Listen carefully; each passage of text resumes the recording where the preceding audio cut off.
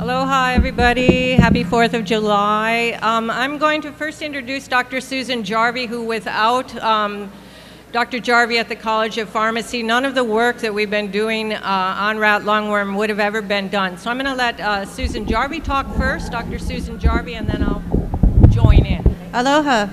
And again, I'm Sue Jarvie, and Kay and I have been working.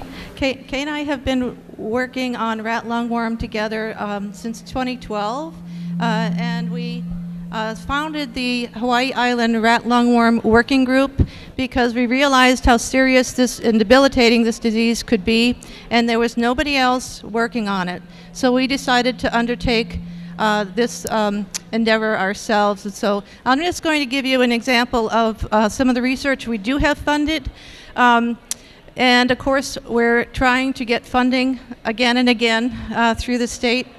And one of the studies we're working on is on diagnostics. Right now, if you get rat lungworm disease, or you think you do, and you go to the ER, they'll want to do a spinal tap. And they take that cerebral spinal fluid and test it with a molecular test. That's the only definitive way of diagnosing it right now. And who wants a spinal tap, right?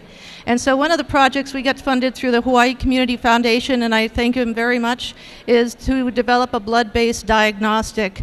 And in doing so, we're working on that, and in doing so, we needed to isolate a bunch of the rat lungworm proteins to use as a diagnostic. And this past spring, we captured, working with USDA APHIS and Department of Health Vector Control, we trapped 545 rats.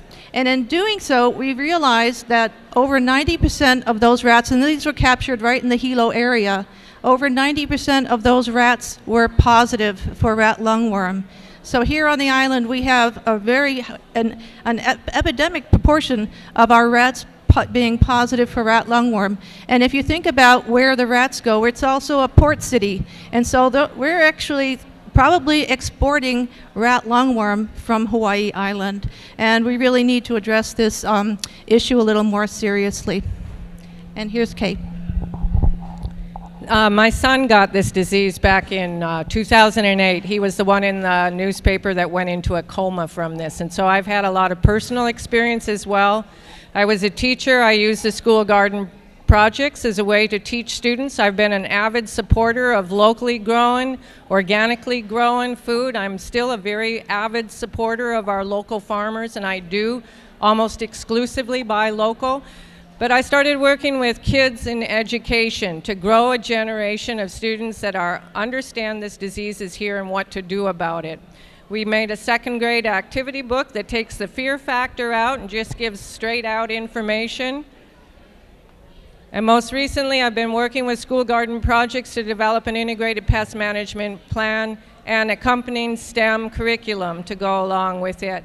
So this way, we're getting the kids to become community educators and start to deal with this issue here in Hawaii. So aloha, thank you, and have a happy 4th.